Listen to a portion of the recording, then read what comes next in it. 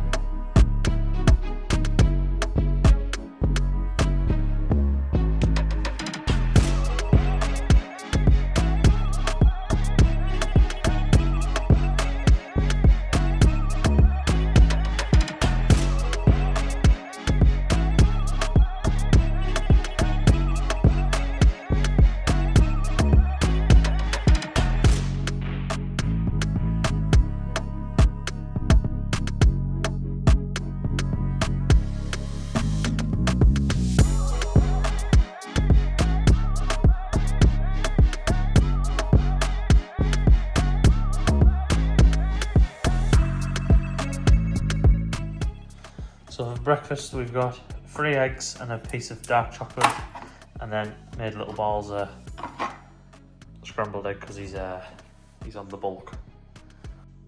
That's me breakfast made, and I'm just gonna forecast and crack on with me non-negotiables, gratitude, affirmations, daily goals, and then do some back testing sessions. I just thought I'd try something a bit different with the forecast to show you, like give you a bit of a talking head with the chart behind it. I'll break down my new entry a little bit of what I'm looking for currently, and then I'll show you a lot of the strategies, just basically a bit of my forecast. So just looking at this, look, ascendant, descendant. I'm not looking for anything here, to be honest. I'm waiting for a bit more of a leg of momentum. Whoa. Waiting for a bit more of a leg of momentum for a flag or continuation. Out this range, just range around price action on EU. And then on AU, we've seen that large ascendant. I was looking at this area, but we didn't break by a lot. We have continued, but didn't fit the plan, weak break. And then we've continued with a little push. It's not enough for me at the minute, and then we're just ranging. So the more we range, a bit more of an area above here. I'm more so looking for this at the minute, but until we get more of a range, I won't be looking at the low. And then with my new entry, gone the 4 hour. So this is the current plan, how I'm forward testing it. So we've got our 4 hour structure up the top, in a trend, drop down to the 5 minute. Asian session range, we're looking for buys because we're in an uptrend, simple as that. And then we're looking for liquidity to be swept from the low of the Asian range. So looking for buys from, I don't know how you figure, buys from this area. Yeah, and then we're just waiting for this bit more of a descending, and we'll look to enter just literally something like this. We're looking for the same pattern on the 5 minute as we were on AU last night on the hourly, literally the same way I trade. I've refined it to 4 hour structure, and it's on the 5 minute. We're using the Asian range. So yeah, we've got an alert set there if we break that low on GU, and then we shall see. I'll show you if I take any trades. I want to talk to you about the importance of data collection and collecting all the data. When I found this entry last month, I was like, oh yeah, what an entry I've found. It's winning all the time. So I put all the data on a spreadsheet and then just pulled the data off the spreadsheet and things that I was noticing all the time that were working and then weren't working. So I picked out the characteristics of the wins, characteristics of the losses. So for instance, round one here, I took 50 trades in total. 21 losses, gained 55%. I was like, 55%, absolutely class. But from August, September, October, November, December, so 5 months, 50 trades. And that is, for me, it's been a lot in the market compared to round 4. So I've refined it 4 times, back tested it 4 times. I'm currently on my 5th round of refinements, basically. On this one, I've took 14 trades with 3 losses in total, for a total of 38%. Now this one aligns with the way I trade way more. I am on the lower time frame, on the 5 minute, but I'm just taking 14 trades over 5 months is a lot better for me. And not being in the market 50 times, you need to realise sometimes you're better off out the market than you are in the market. Being in the market constantly, you're just open to more risk. I mean, even prop firms, you're paying extremely large amount of commissions. If it's took you a while to pass a prop firm before, you'll know how much commissions they charge, especially when you're with the large numbers. I mean, even round 2 was 56 take off 15, so I took 40 trades in round 2, so 40 less from round 1 to round 2. Got 10% less, nearly 10% less. Consecutive wins went down. So when you refine as well, you will get rid of a lot of the wins as well, not just the losses. But you want like a mean average of them. You don't want to get rid of the bigger wins, because obviously they're making percentage up. So even round 2, so my consecutive wins went down. I kept my consecutive losses the same, made 10% less, but took 10 less trades.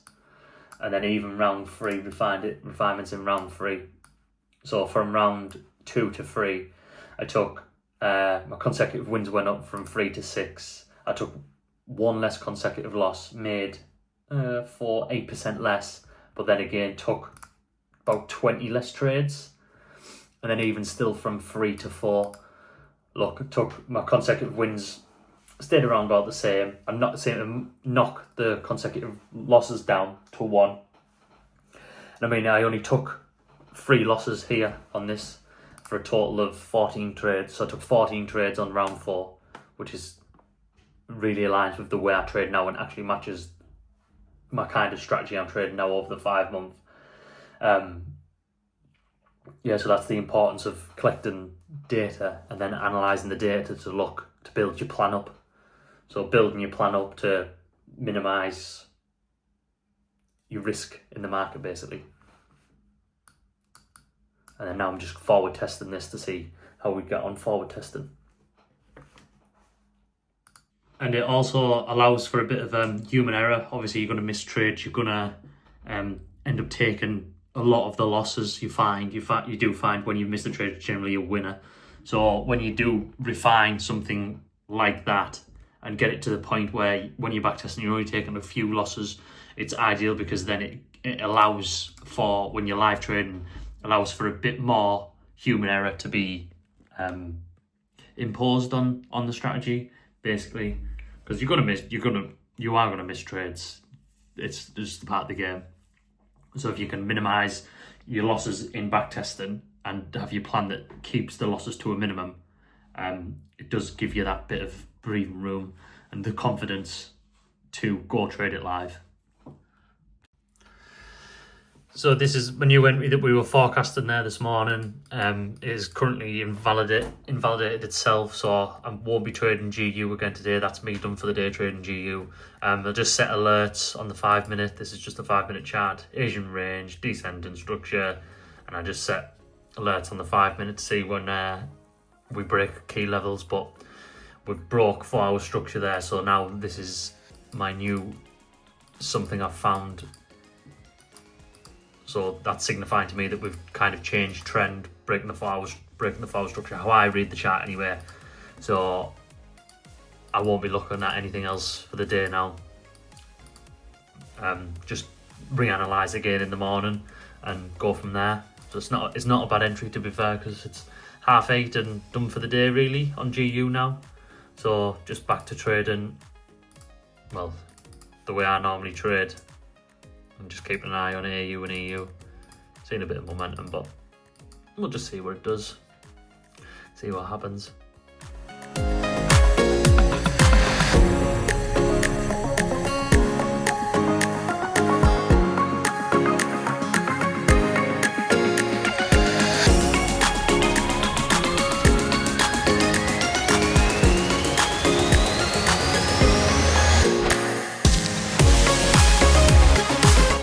So I've just completed my naked charting, done an hour's work block just testing the new entry, ran over into January. I'm going to grab some lunch. I'm just having chicken and veg. Might have another coffee just for some energy. And I'm waiting for a break and retrace on EU. If anything happens, I'll show you.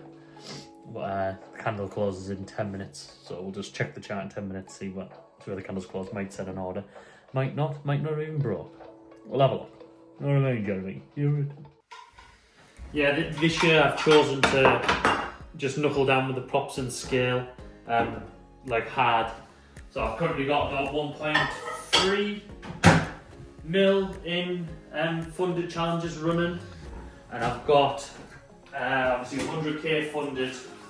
Some of them are 1% up, some of them 2% up, some of them are 5% in drawdown. The problem I had was I always seem to have a slow end of year. So when I started them last year, I've entered a slow phase of the strategy. I had some profitable months towards the end of the year, but overall quite flat. And then some of them, I messed with I risked 1%, got down to 0.5. It got down to 5% in drawdown, and then changed the risk. So then the winner didn't take me back above where I should be. So that's a lesson I've took from it. So I'm just going to leave all the risks as they are. If I start risking 1%, I'm going to just continue. So I've bought a 200k challenge just the other day, and then I'm going to continue to buy when I'm back in work. I'm going to continue to buy the challenges and just scale the funding really. So when I last got my funding took off me, I said I'm done with prop firms, which was a while ago, and it was a bit of a, probably should have continued to buy them, but bye. We move on to the next. So scaling this year, I'll obviously document it when I pass one. I'll show you.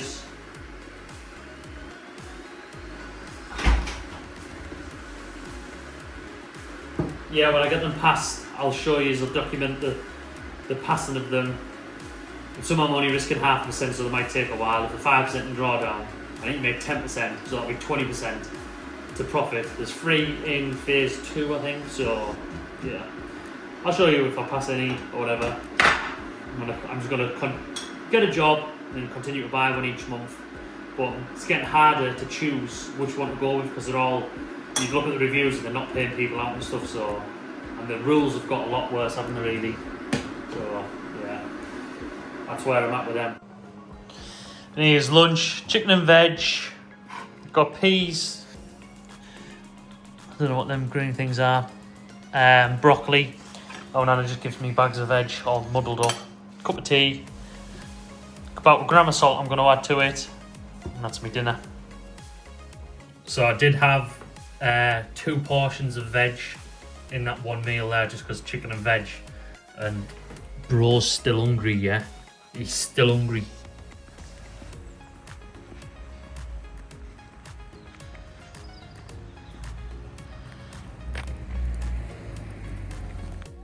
Sit. Sit.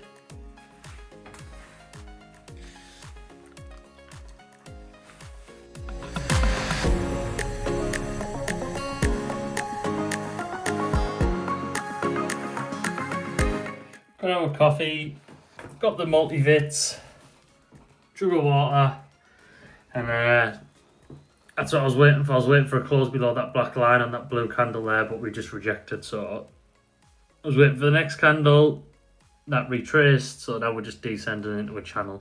So I'm seeing a bit of weakness to the downside, so no trades for me. And AU's just been choppy, so no trades as of yet. So yeah, I'm going to do another hour's work block now, a bit more testing. I'm going to test my original 2 strategies that I trade. I'm going to spend half an hour on each. One of them I only need to put some data in from last year onto a spreadsheet, so a bit of back testing for an hour, and then have my third meal, which is chicken and veg.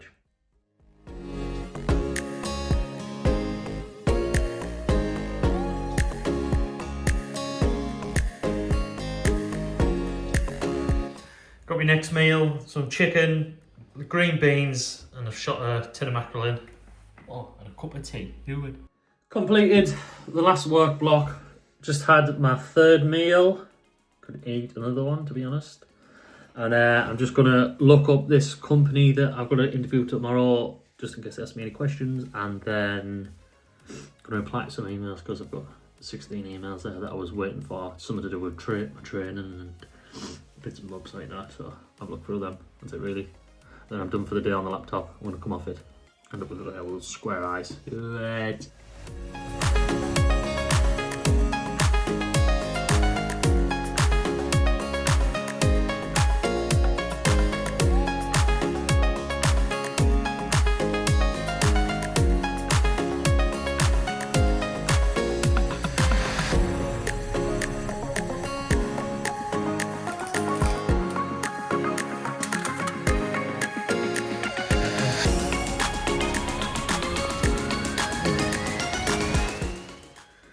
Yeah, there's been no setups today, or I'm currently not looking for anything. NFP tomorrow as well, so no trading for me. If something sets up until 12, but it doesn't look like it's going to, I'm probably just going to leave it. And then start fresh on Monday. No trades as February. I took a trade from about, I think the 6th of Jan, I think, something like that. First week in January, I think, so that's the 6th day of the week. Yeah.